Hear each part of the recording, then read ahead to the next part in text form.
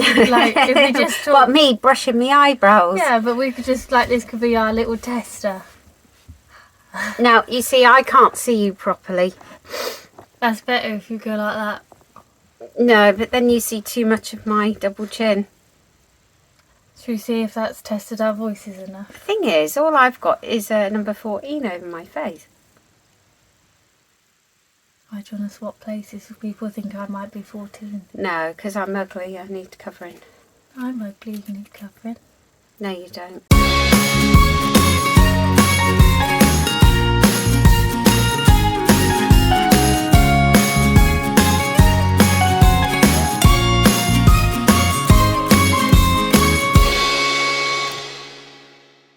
What are you going to talk about today? I don't know what to talk about. I think we've done most of our material in the last one. Have you not made any notes or anything? Did you not get my homework? Didn't realise this was school. Yeah, it is. I'm your mother. School for vegans.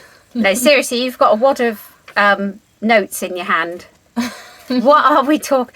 There's nothing to talk about with veganism. What are we talking about today? Well, I thought we'd probably go into a bit more depth today about some of the subjects that we probably touched on. Because we sort of touched on quite a lot of generics, like, you know, a general veganism on our last podcast, didn't we? So yeah. we go into a bit more detail about certain subjects and touch on them a bit more. Okay, so I'll ask you again. What?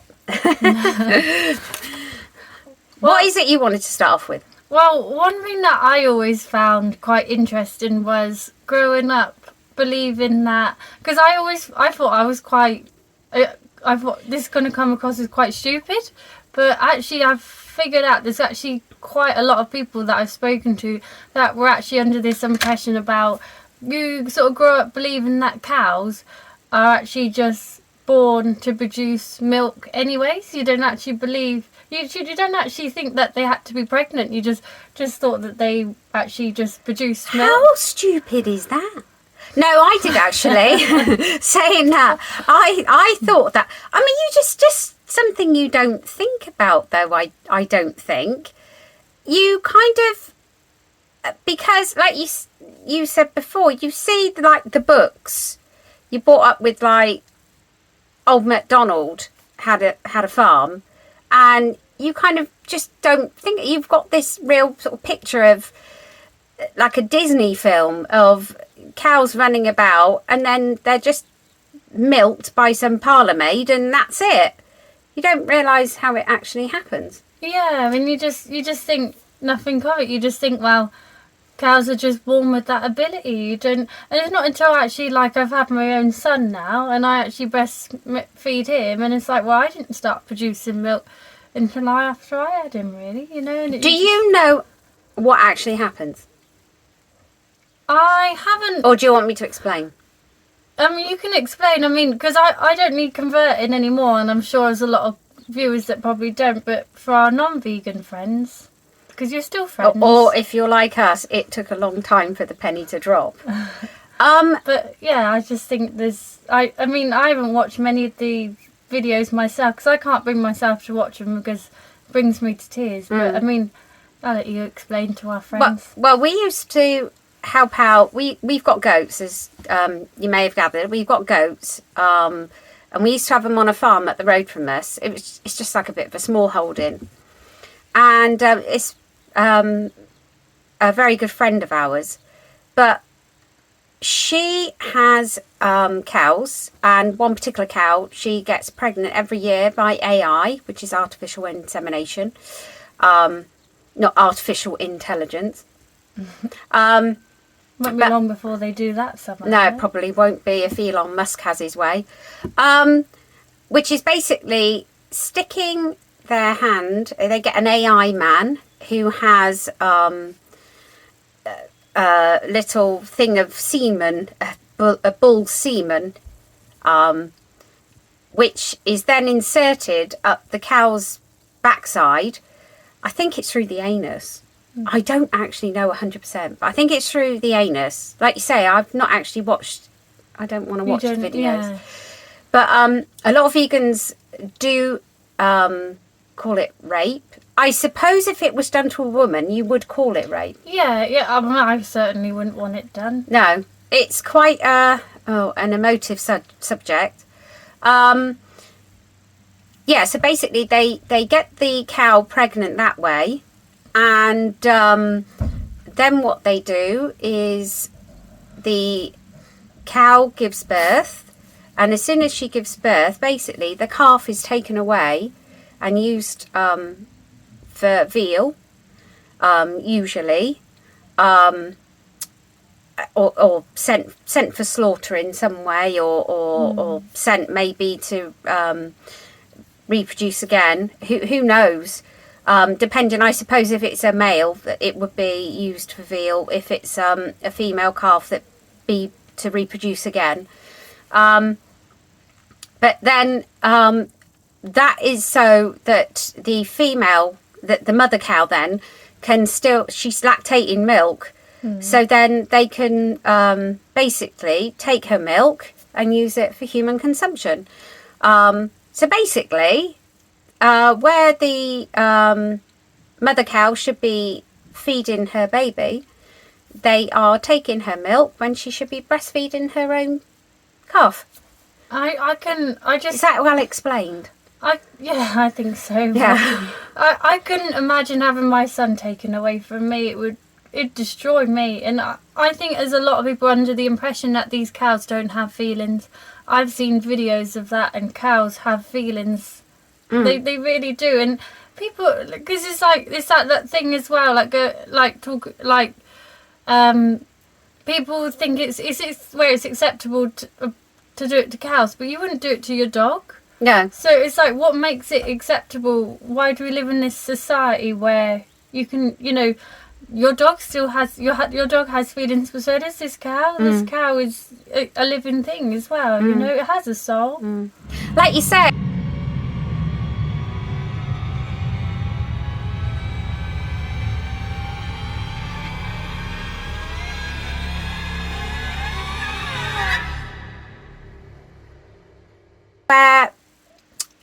Why do people not see farm animals the same as what they would? I mean, if you did it, say, to a cat or a dog, which I have heard vegan activists say to other people, that like, oh no, there's like this cat farm where they breed cats for milk, and then what they do is they take away their young and slaughter them, or use the kittens, the female kittens, to breed more so they can take their milk. And people are like, oh my God, where's this? And they say, oh no, sorry, it's not cats, it's cows. But suddenly it's all right. That's absolutely fine. Like, why is it acceptable to do it to... You wouldn't do it to another human being, so why do it to another living being, Yeah. Which leads me on to that book by Melanie Joy. It's called Why We Love Dogs, Eat Pigs and Wear Cows. It's a really good book, actually. And if you ever get chance, look on her website, the Vegan Advocacy, I think it's Centre for Effective Vegan Advocacy. I can never say that word, advocacy. And they do courses on there. Can you also get this book on Audible? I think, yeah, because I've heard, I've actually got a physical copy, and I've got it on Audible. Because I'm a bit of a lazy, well, I'm not a lazy reader, but I read before I go to bed, and I don't want to read something like that before I go to bed. But also, if you're doing like things like if you're cooking in the kitchen, if you're doing your house chores, you're doing something, just put your headphones on, going for a walk. You don't literally have to have the time to physically sit down and read it. That's why I think Audible is always... Yeah. If you say that time is at the essence, you can do it, I don't know, if you can plug it in, link it up to your car, have it on playing as you're driving in the car. There's there's loads of books on Audible that are vegan books. Yeah. Really good books to listen to. But Melanie Joy, yeah, she's great. She's an American social psychologist. Ah, yeah. Yeah, very, very good. Yeah, at getting the word across. We'll take it.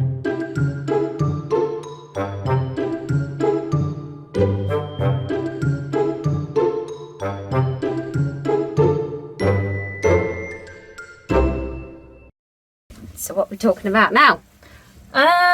So a lot of the time when people think about being vegan, the first thing people sort of think about is food, isn't it? Really.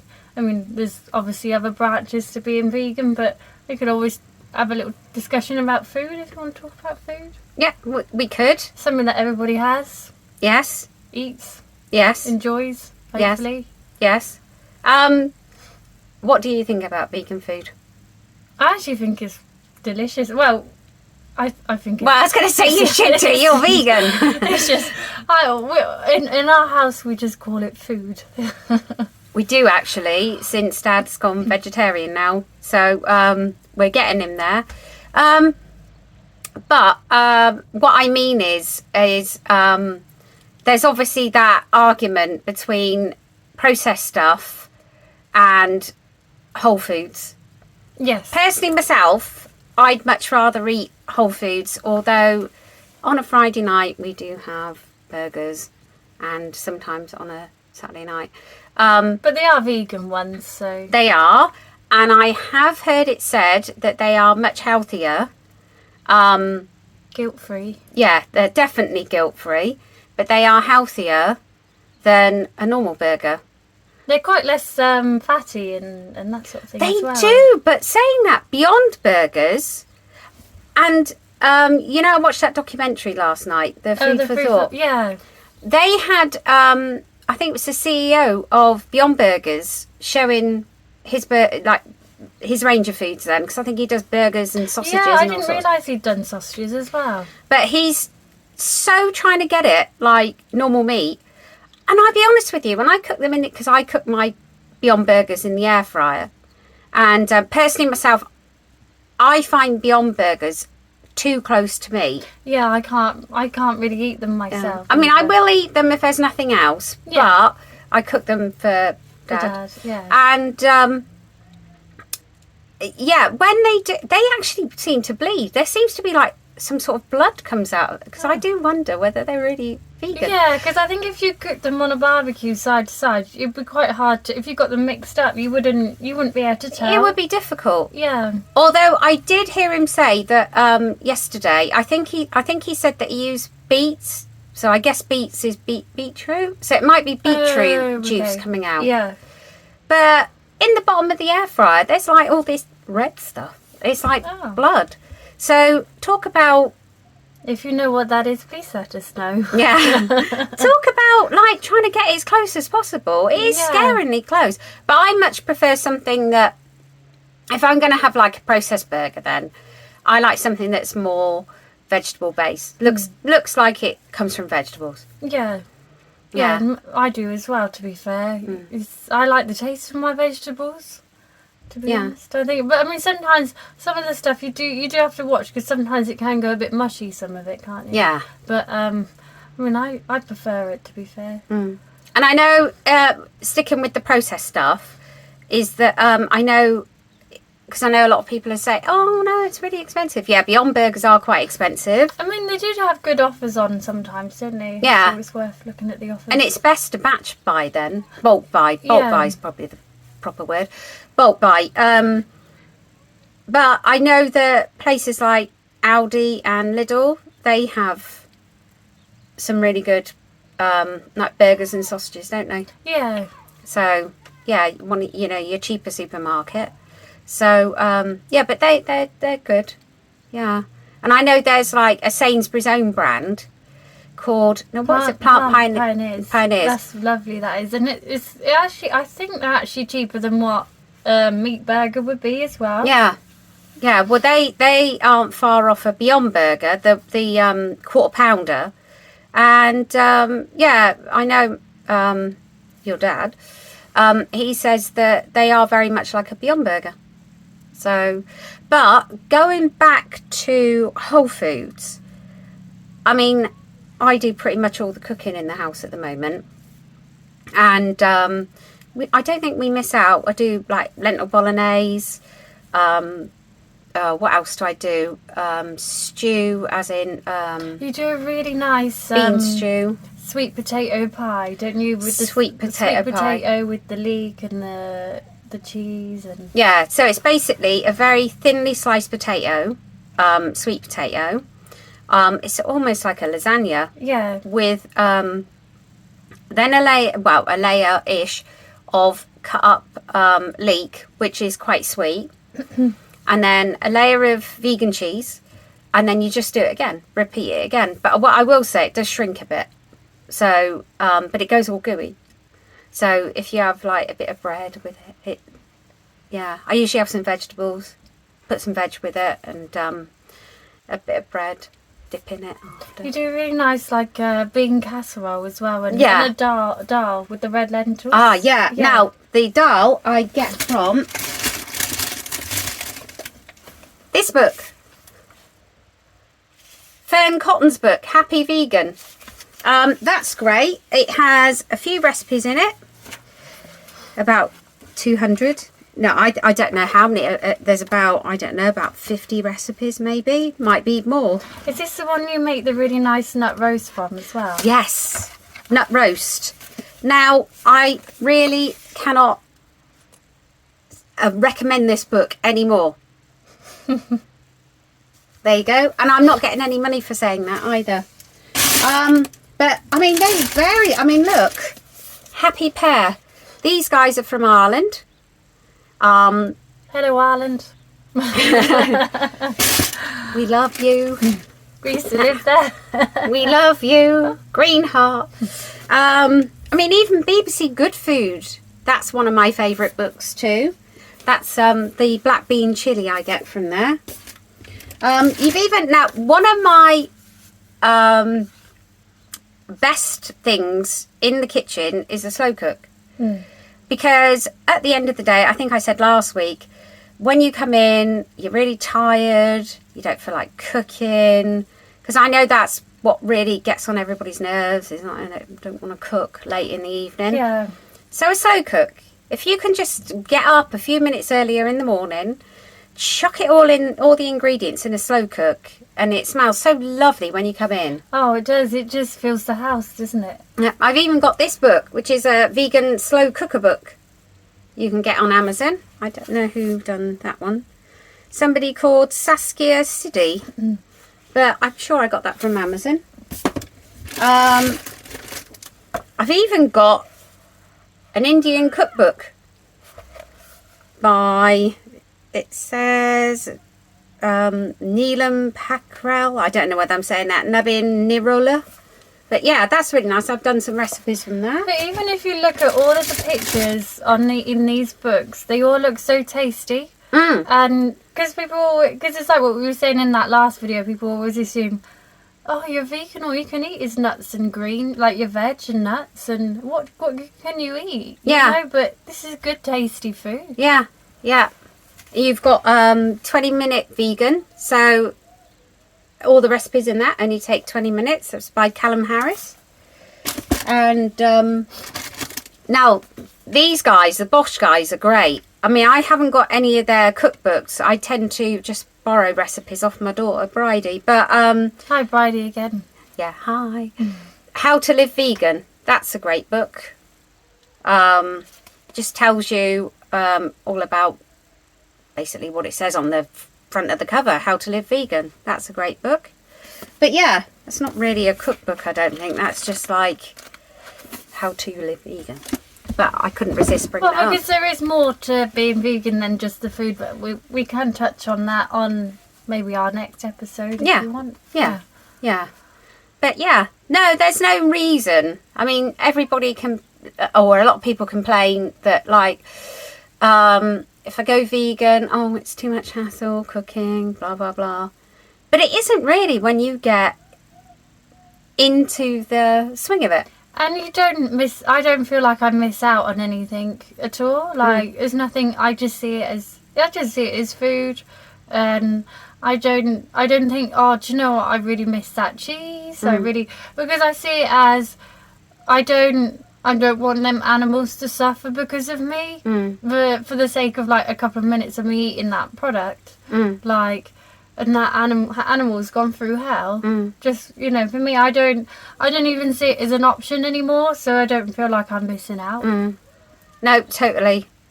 And obviously you've got the thing about your health as well. It's great for your health. That's what some woman said on that Food for Thought last night. Some woman who had cancer, and she reckons she reversed her cancer by going vegan. Oh. And I've heard this before, that people start eating plant-based and they reverse certain ailments, so certain diseases and things wrong with them. But also, as well, we just thought we would like to add is that not just because of something's got the word vegan in front of it doesn't also necessarily mean it's healthy, like you say, with like processed stuff. It would be possibly healthier than if you was eating, say, like the meat, the alternative. But we would, if you can, try cook from scratch your own. Sort of, that's what we're trying to promote in a way. And also as well, something you said to me earlier about things being flavoured, how things are flavoured. Oh yeah, I was going to say about the gravy. You know, people having a roast dinner and they just tend to pour gravy all over their roast dinner. And it's like, well, everything's just tasted in gravy. What's the point? You know, you're not tasting your good food. You know, all you can taste, or all you can taste is that ketchup you've plastered over everything. You know, is you can actually taste your food and it actually tastes good. You know, and vegans tend to flavour their stuff with lots of herbs and spices. Yeah, and so many people actually comment on that. Meat eaters too, when they've tried like vegan sausages, they actually prefer them. Yeah, because they can actually taste like a more of a spice or a herb to it. And sometimes it just needs to be a bit of salt and pepper. Yeah.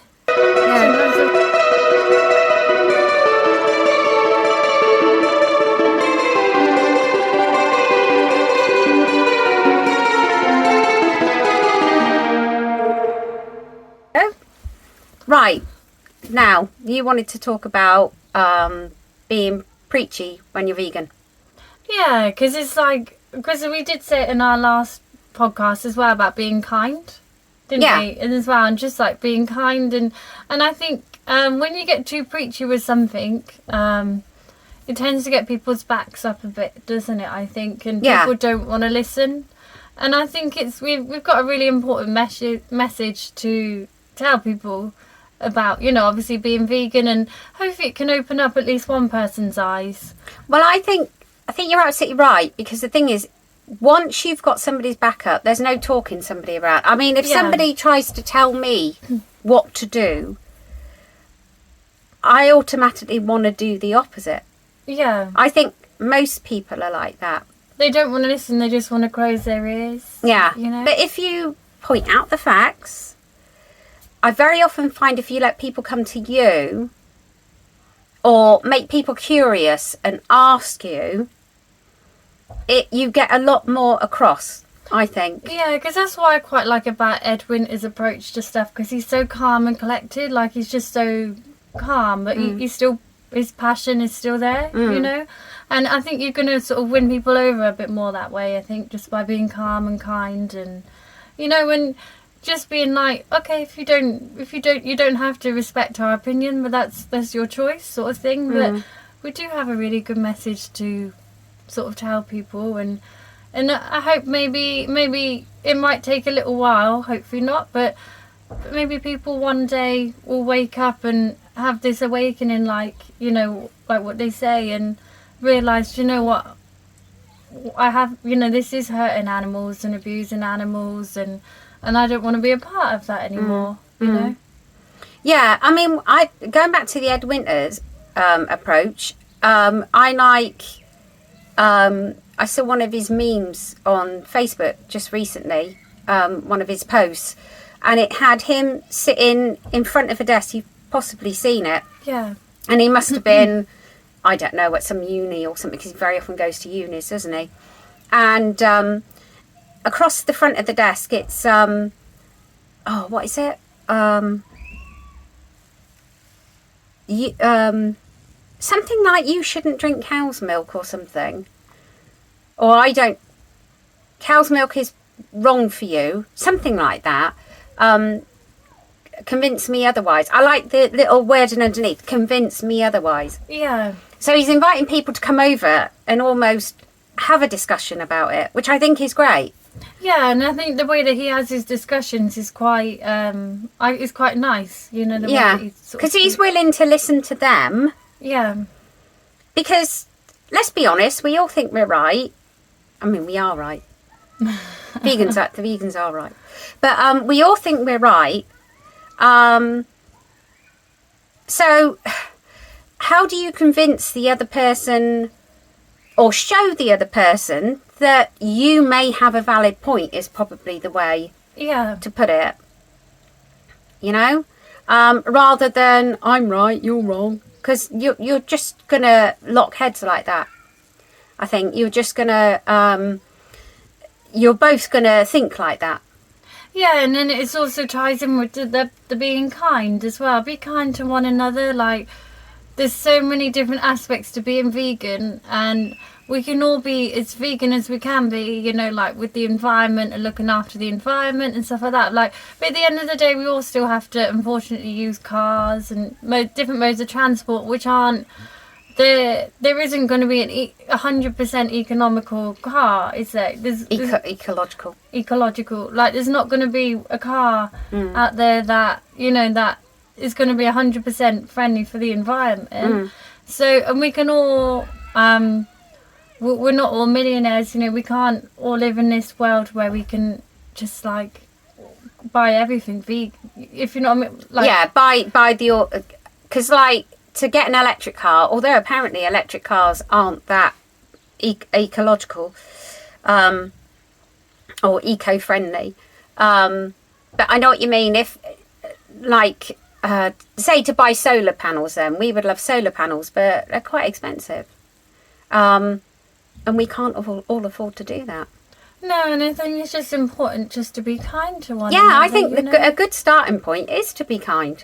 I think that's what it means to be a true vegan, I think, you know, and not judge others to a degree, if you know what I mean. So it's just do the best you can and be a good human being, really. I think so. Even like on the Facebook, vegan Facebook pages, some vegans can turn on each other, which is horrible. Like I've put a couple of comments up, just, you know, like if I've been proud about something and then some people come along and they'll like walk all over it, and I'm like, oh, I'm really like sorry, I tried my best, you know. And it can make you feel a little bit small sometimes, but yeah, you know, you just got to be kind to one another, and if you can, support each other on those sorts of, you know, groups and things. Well, we're all on the same side. Yeah. I mean, I saw this post, like you say, by this guy, and he was so pleased that he had gone vegan. He was gluten intolerant like us. It was a gluten-free vegan Facebook page. And he was so proud because he cooked himself a bit of a barbecue. And then they all turned on him and said, yeah, but that's not whole grain food. That's not whole foods. You know, that's not good. You should be eating this. You should be doing that. And he was like, yeah, but I'm just proud of myself because I've gone vegan. And yeah, I mean, he's not hurting any animals, is he? I mean, at worst, he's hurting himself. But even then, it's got to be better than eating meat, 100%. surely. Yeah. And it doesn't matter. You shouldn't be rude to people. It's being kind. I think that's the essence of being vegan, is being kind. Yeah, and showing your compassion, you know, and because we all just want to look out for each other, really, as well as looking out for the animals, you know. Yeah. I think. Yeah, I think so. You know, treat people how you would treat yourself. Like that. Or how you would like to be treated then. Caroline, you quite like that Caroline Flack quote. Yeah. Yeah. What is it now? In a world where you can be anything. Be kind. In a world where you can be anything, be kind. Yeah, definitely. And I think that is completely true. Yeah, and you stand by that, I think. And I think a lot of people forget that. Yeah, 100%. Yeah, which is a shame. So, but yeah. I think we'd probably round it up a bit there. I was going to say, that's quite a nice thing to end on, really, isn't it? I think, you know, quite a nice, kind message. Yeah. So I'm going to say my message again is that if you can do anything today, go out there and be kind. Yeah, and I ditto that. And on that note, we'll see you next time. Yeah, thanks to our 7 viewers. Yeah, thanks, Mum, for watching. And hi, Bridie, again. Yeah, hi. See you next time.